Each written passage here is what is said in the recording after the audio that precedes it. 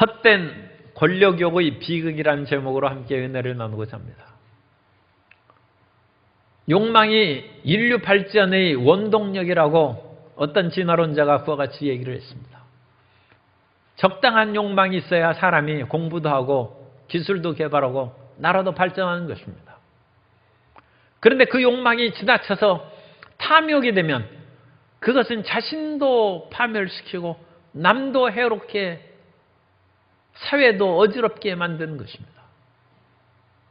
오늘 우리가 아비멜렉의 헛된 권력욕으로 말미암아 결국 자기를 지원한 세겜 사람도 자기가 죽이고 자기도 비참하게 파멸되는 그 이야기를 통해서 우리 마음 가운데 탐심이 일어나지 않게 하시고, 또한 이 땅의 지도자들이 되고자 하는 그 모든 사람들은 헛된 권력욕으로 말미암아 자신과 남을 어지럽게 하는 그런 일이 없게 말씀으로 우리 자신을 무장하는 은혜의 시간을 갖고자 합니다.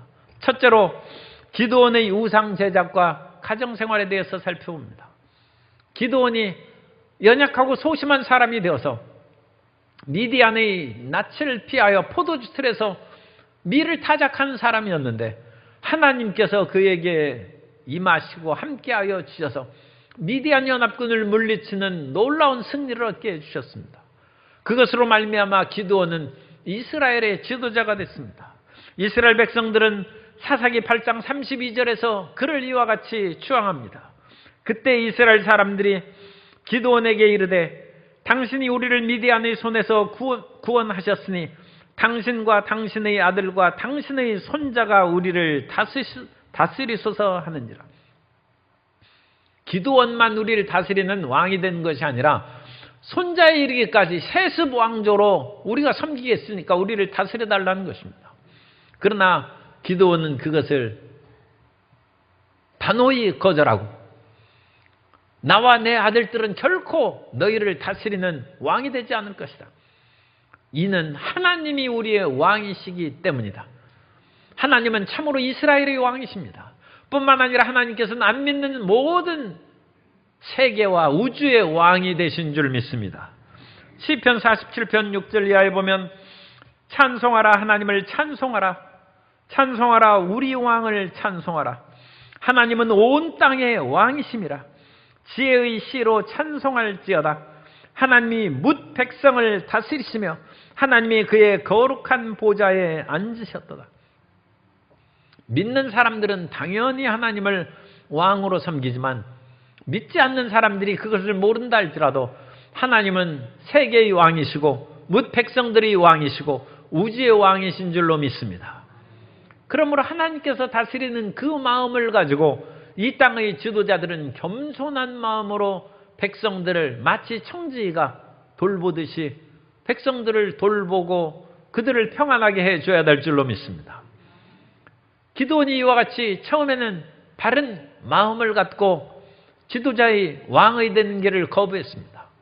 그런데 그럼에도 불구하고 미디안의 연합군이나 여러 주변의 세력의 위협이 있으니까 기드온이 군사권이나 여러 가지 백성들을 다스리는 권한을 가지고 있었던 것 같습니다.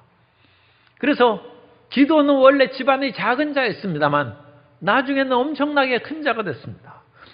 사사기 6장 15절에 보면 그러나 기드온이 그에게 대답하되 주여 내가 무엇으로 이스라엘을 구원하리이까? 보소서 나의 집은 므낫세 중에 극히 약하고 나는 내 아버지 집에서 가장 작은 자이니이다 하니, 기드온이 원래는 므낫세 지파 중에서 자기 집안은 약하고 그 집안에서도 자기는 작은 자였는데 미디안 연합군을 물리친 후에는 기드온에게 풍성한 그런 복이 임하고 권세가 임했어요. 그래서 사사기 8장 30절 이하에 보면 기드온이 아내가 많으므로 그의 몸에서 낳은 아들이 70명이었고 세겜에 있는 그의 첩도 아들을 낳았으므로 그 이름을 아비멜렉이라 하였더라. 야곱이 라헬을 아내로 얻기 위해서 7년간 그야말로 종살이, 머슴살이를 했습니다.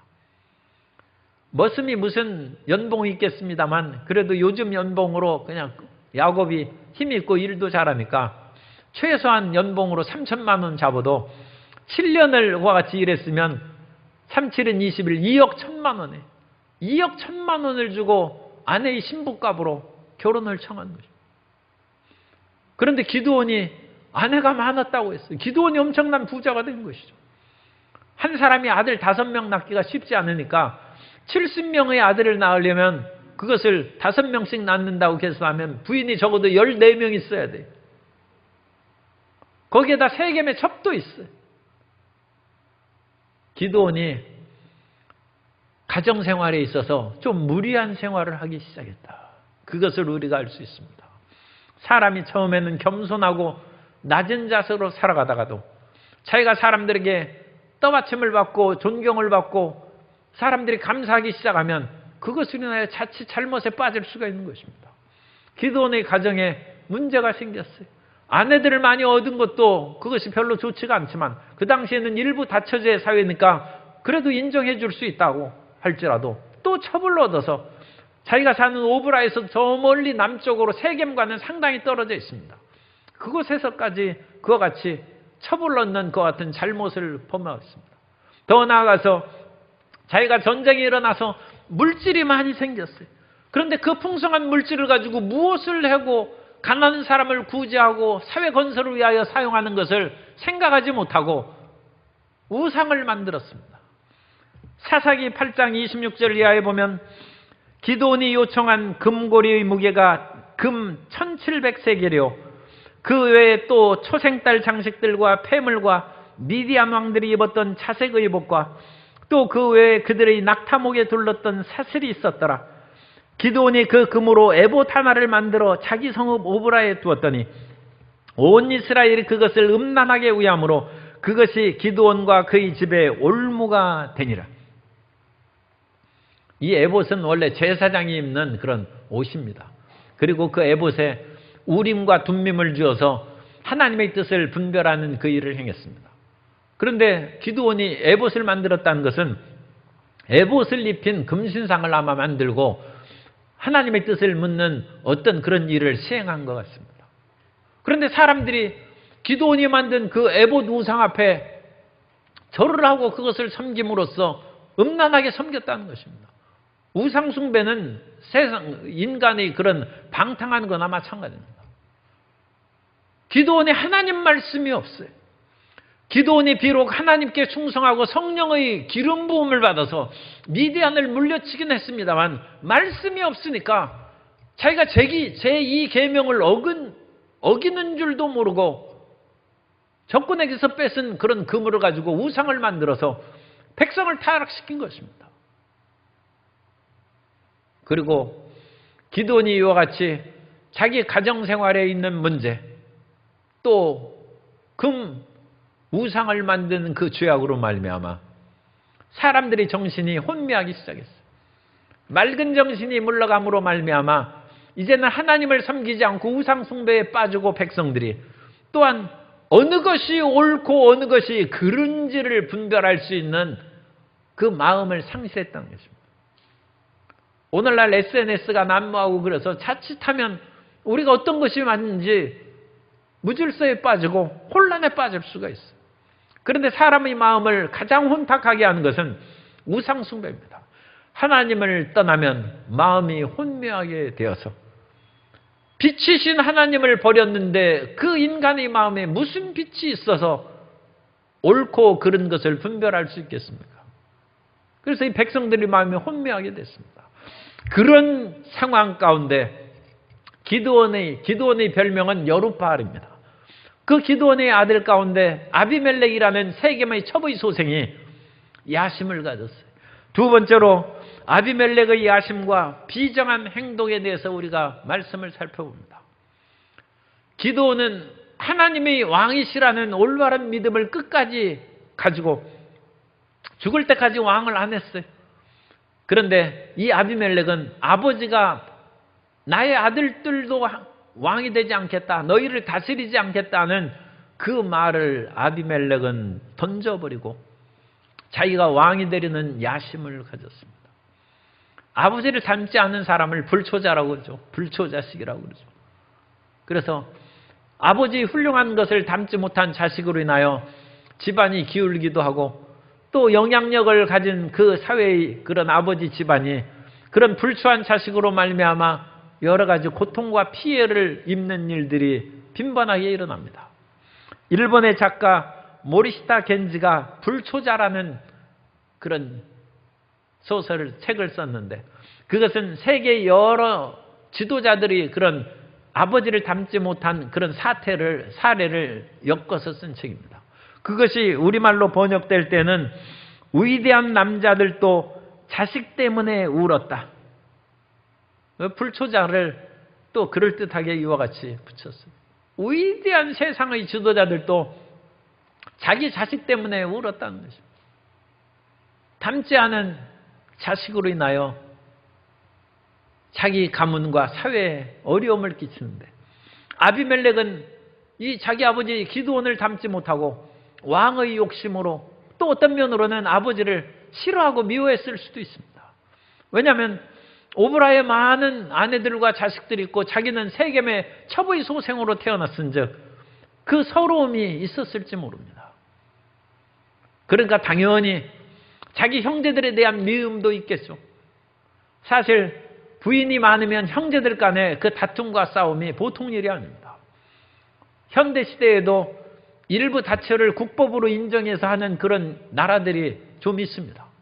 그런데 그곳에서 그 한 아버지 밑에 여러 부인을 두어서 그 속에 태어난 자식들이 갈등이 심하고 그것으로 인하여 아버지를 미워한 자식들의 이야기가 그것이 나타나 있습니다. 그 고통이 말로 할 수 없죠.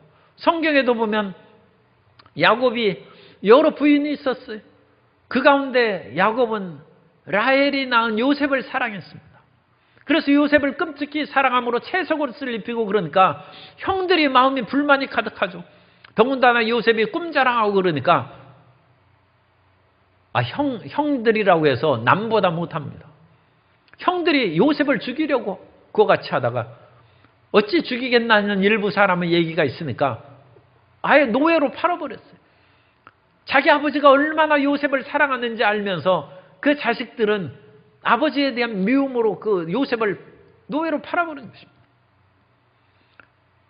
길르앗이 부인을 또 여러 명 낳아서 입다를 낳았는데 그 입다도 성장하자 그 본부인의 자식들이 입다를 쫓아냈다고 사사기 11장 1절 이하에서 말씀합니다. 길르앗 사람 입다는 큰 용사였으니 기생이 길르앗에게서 낳은 아들이었고 길르앗의 아내도 그의 아들들을 낳았더라. 그 아내의 아들들이 자라매 입다를 쫓아내며 그에게 이르되 너는 다른 여인의 자식이니 우리 아버지의 집에서 기업을 잊지 못하리라 하니라. 그러나 아버지를 사랑하고 존경하면 그 아버지의 자식들을 사랑하는 마음으로 살아가야 될 줄로 믿습니다. 오늘날 우리 크리스찬들은 하나님 아버지를 믿고 예수 그리스도를 믿고 살아가지만 사실 인종도 다르고 피부색도 다르고 말도 다르고 다양한 사람이 예수님을 믿고 있습니다. 그런 예수 믿는 사람들이라고 해서 우리는 국적이 다르고 언어가 다르니까 미워해서는 안 됩니다. 우리는 한 아버지, 우리가 예수 그리스도의 은혜로 죄 사함을 받고 구원을 받았은즉 서로 사랑하고 같은 형제 자매로 살아가야 될 줄로 믿습니다.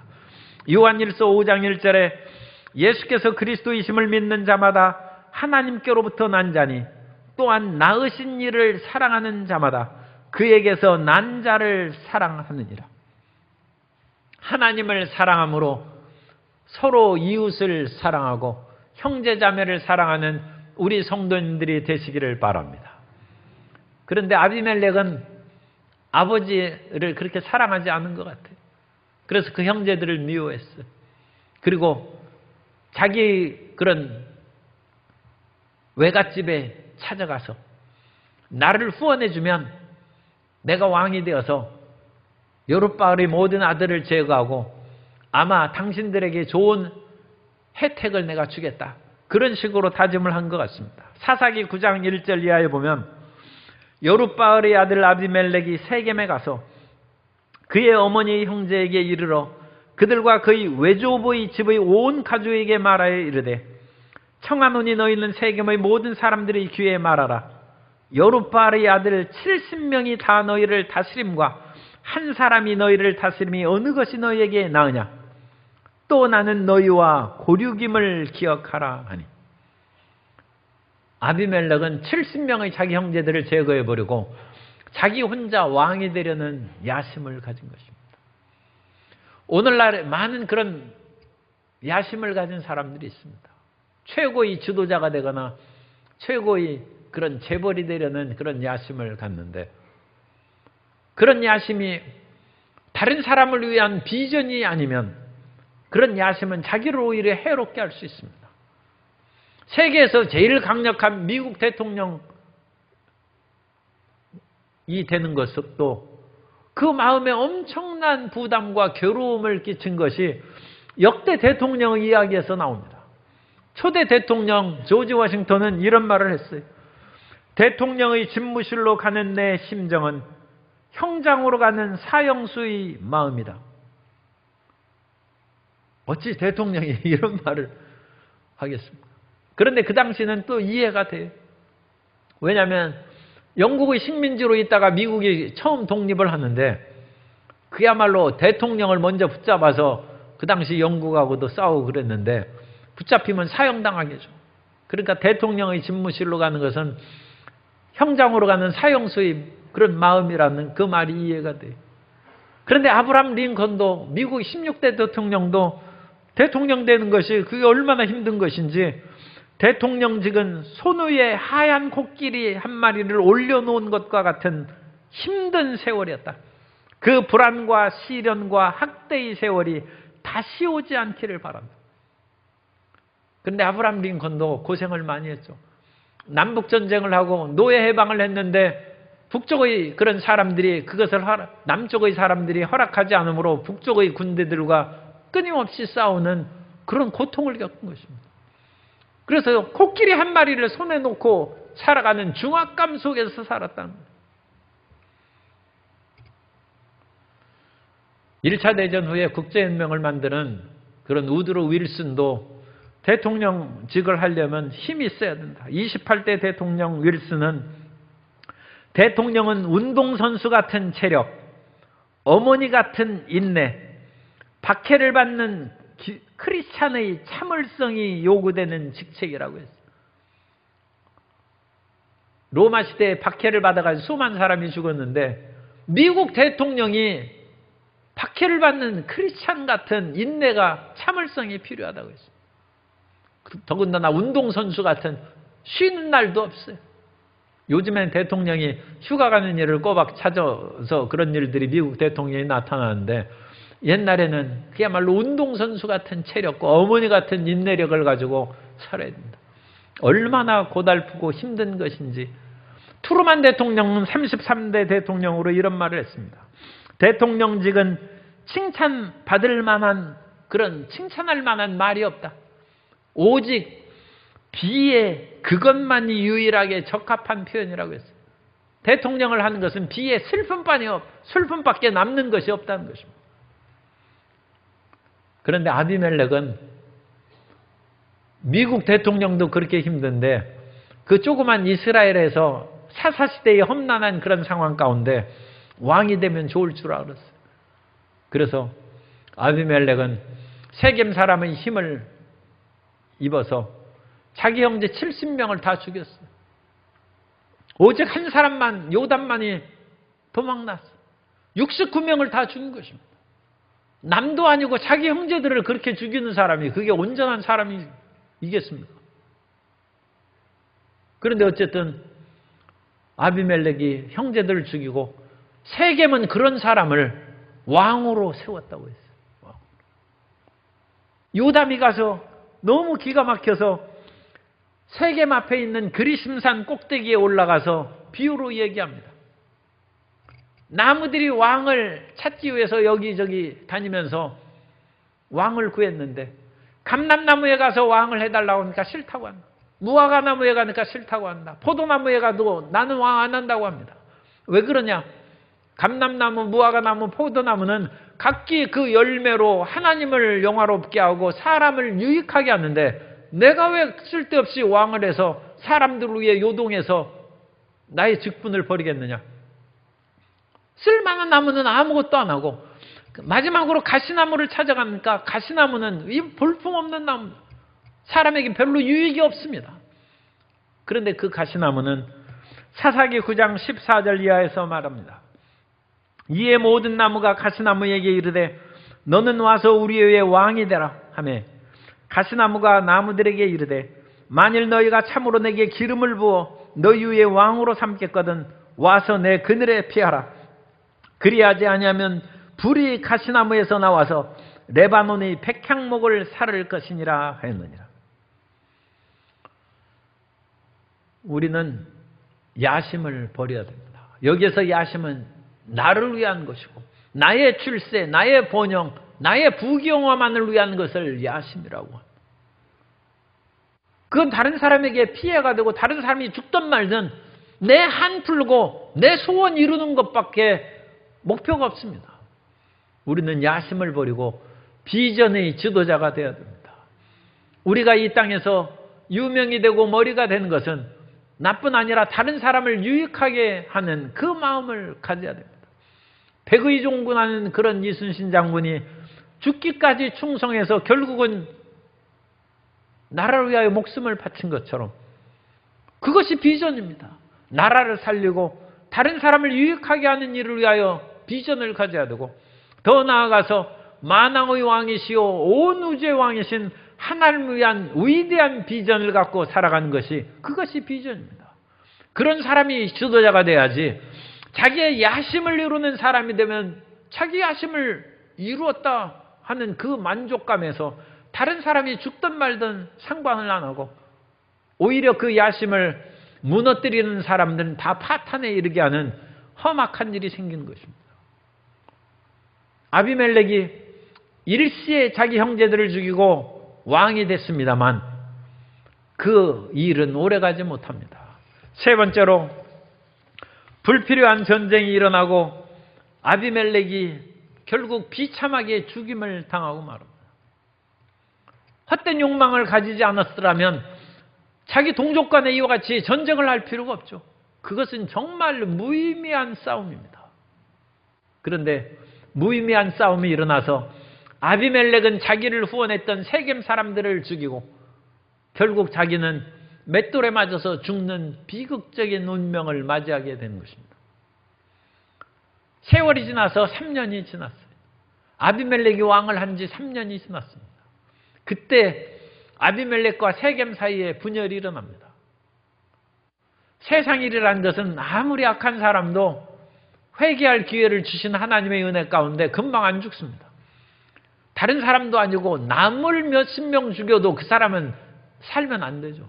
그런 험악하고 나쁜 사람이 살아있으면 되겠습니까?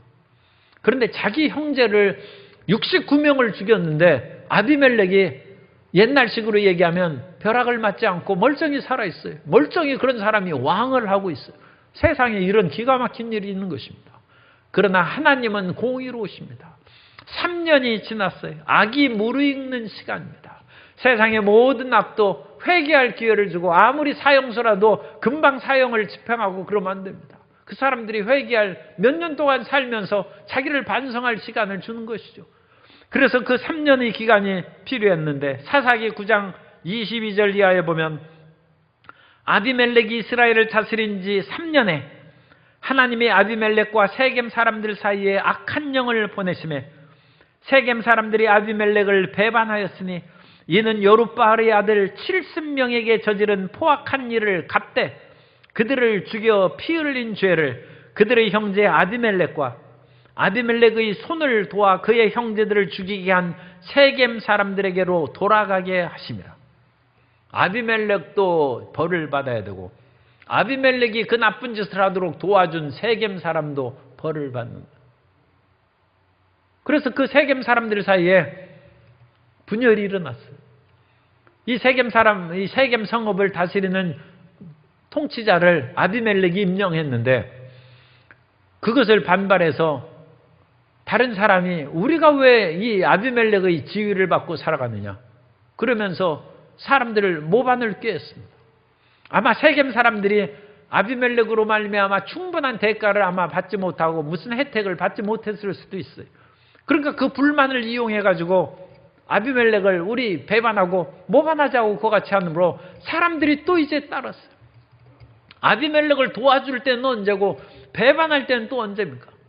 그런데 사람이 사랑과 의와 진실로서 인간관계가 맺어지지 않고 자기의 물질이나 권세나 명예로 이해관계에 의해서 얽혀진 관계는 그 이해관계가 조금 틀려지만 돈을 나누는 것이 조금 바꿔지면 자기 기밀 녹음했던 거 그거 폭로해버리고 그거 다 배반한 것입니다.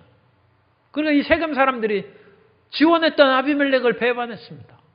그런데 그 말을 듣고 아비멜렉은 아비멜렉대로 나의 근거의 기반인 세겜 사람들이 나를 배반하다니 또 이 배신감에 치를 떨면서 군사를 일으켜가지고 세겜 성읍에 있는 사람들을 그냥 다 죽였어요.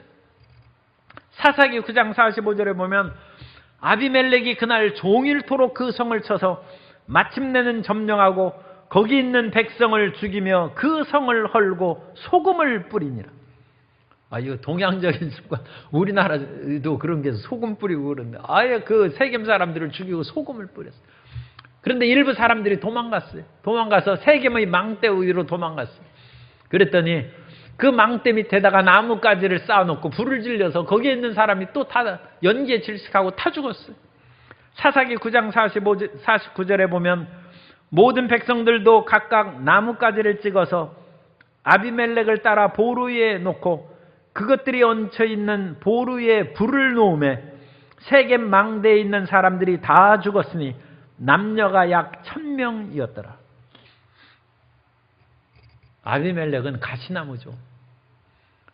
자기가 비록 세겜 사람들에게 배신당했다 할지라도 자기를 왕시켜준 사람인데 그렇게 다 죽일 수 있습니까?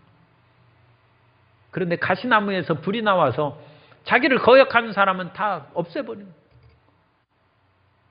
그래서 세겜 사람들이 잘못된 지도자를 세운 것으로 인하여 멸망했어요. 파멸됐어요. 그럼 아비멜렉은 어떻게 하겠습니까? 아비멜렉도 자기 죄값을 받아야죠.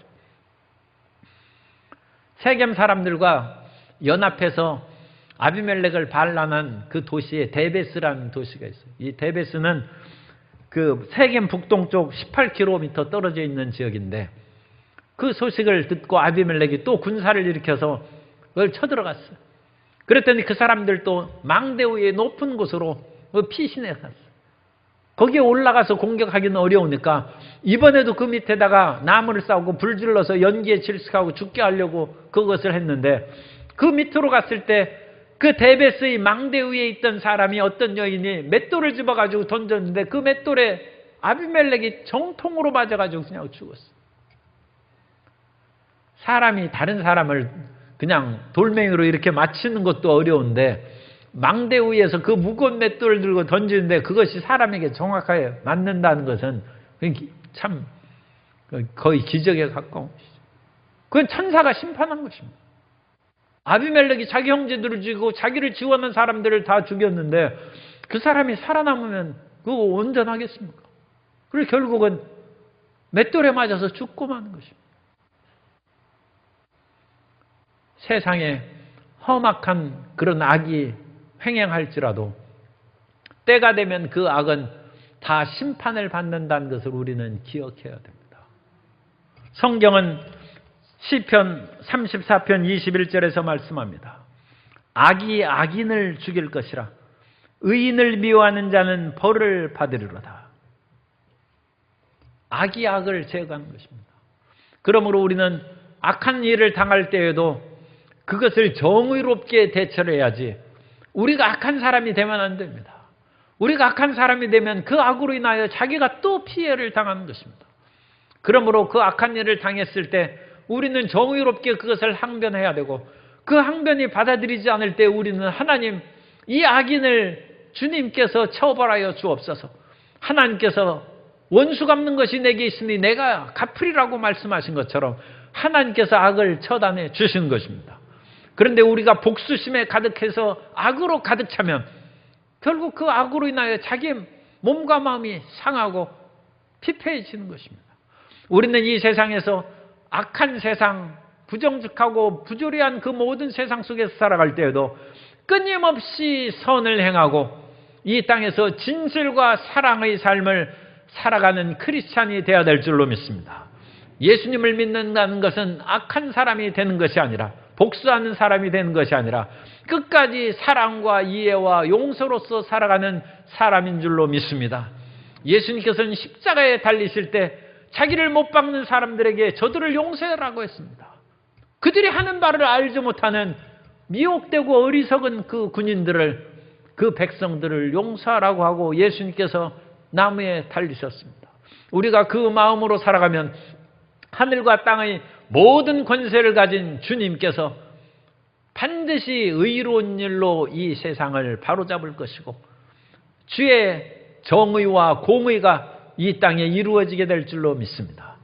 그러므로 우리는 우리 마음 가운데 미움과 원한의 그런 분노가 일어날 때 그런 악한 정욕과 싸워야 됩니다. 우리의 싸울 것은 이 세상에서 혈과 육을 가진 사람과 싸우는 것이 아니라 이런 악한 정욕과 탐욕과 싸우는 것입니다. 고린도후서 10장 3절 이하에 보면 우리가 육신으로 행하나 육신에 따라 싸우지 아니하노니 우리의 싸우는 무기는 육신에 속한 것이 아니요 오직 어떤 견고한진도 무너뜨리는 하나님의 능력이라.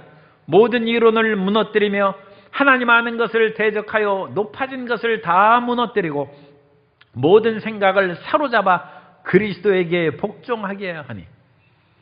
하나님을 배반하고 사랑으로 사는 것이 무슨 이익이냐 하는 그런 거짓된 마음을 싸워서 이기는 것이고, 진실하게 살아서 그 사람이 실패하지 어찌 성공하겠느냐는 그런 잘못된 이론을 우리가 싸워서 물리치고, 이 세상에 한 번뿐이고 살다 죽으면 그뿐이라는 악한 생각을 던져버리고, 사람이 한 번 죽는 것은 정한 이치요 죽은 후에는 심판이 있다고 했습니다. 그런데 이 세상에 죽으면 그뿐이니까 마음대로 쾌락을 즐기며 살지 않은 그 사람은, 그것은 하나님을 대적하는 것입니다. 그런 모든 대적하는 생각을 우리가 무찌르고 싸우는 하나님의 십자가 군병이 되어야 될 줄로 믿습니다. 우리가 살아가는 그 모든 길은 이런 선한 싸움을 싸우며 살아가는 길입니다. 디모데전서 6장 12절에 보면 믿음의 선한 싸움을 싸우라, 영생을 취하라. 이를 위하여 내가 부르심을 받았고 많은 증인 앞에서 선한 증언을 하였도다. 따라서 하세요. 나는 믿음의 선한 싸움을 합니다. 우리는 믿음의 선한 싸움을 하는 사람. 우리는 이 세상을 그냥 안일과 무사태평주의로 뒤로 물러선 사람이 아니라 진리를 위하여 싸우고 의를 위하여 싸우고 하나님의 사랑과 공의가 이 땅에 실현되도록 전진한 사람입니다. 그리고 그 일을 위하여 전진해 나아갈 때 당장 악이 이기는 것처럼 보일 때가 있어요. 아비멜렉도 3년 동안 왕했습니다. 그런 것처럼 그런 악한 자가 승리하는 것을처럼 보일 때가 있을지라도 우리는 낙심하면 안 됩니다. 우리는 끝까지 하나님이 왕이심을 믿고 끝까지 인내로 전진해야 될 줄로 믿습니다. 갈라디아서 6장 9절에 우리가 선을 행하되 낙심하지 말지니 포기하지 아니하면 때가 이름에 거두리라. 선을 행하고 행했는데도 그것이 무너지고 쓰러지고, 기도하고 기도했는데도 불구하고 일이 어긋나고 아프고 고통스러울지라도 포기하면 안 됩니다. 우리가 선을 행하되 낙심하지 말지니, 포기하지 아니하면, 선을 행했는데도 일이 안 됐어요. 아, 이거 할 필요 없다. 기도를 그만두면 안 돼. 이거 할 필요 없다. 남에게 따뜻한 말을 하는 거 나는 이제 안 하고 나도 싸우며 살겠다. 그건 나쁜 싸움이죠. 그런 식으로 선을 포기하면 안 돼. 포기하지 아니하면, 따라서 하세요. 포기하지 아니하면 때가 이름에 거둡니다. 포기하지 아니하면 반드시 거둡니다. 봄에 뿌린 씨앗이 가을에 거두고, 봄에 파랗게 익어가는 감이 빨갛게 익은 것처럼 포기하지 아니하면 끝까지 가지에 매달려 있는 감은 빨갛게 익은 홍시가 되듯이 우리 삶이 익고 찬란하게 빛나게 될 줄로 믿습니다. 우리 마음 가운데 건전한 욕망을 가지고 전진해 나갈 필요가 있지만 과도한 욕망, 곧 탐욕입니다. 헛된 권력욕, 헛된 물질욕, 이 세상의 모든 것을 가질 때까지는 만족하지 못하는 그런 물질적인 탐욕, 끊임없는 쾌락의 탐욕, 그런 것들은 우리 자신과 사람을 파멸시킵니다. 그 과도한 탐욕을 던져버리고 하나님 앞에 사랑과 진실함으로 살아감으로써 하나님의 축복과 평화를 풍성하게 누리고 우리를 만나는 모든 사람들을 행복하게 하는 하나님의 자녀들이 다 되시기를 예수님 이름으로 축원합니다.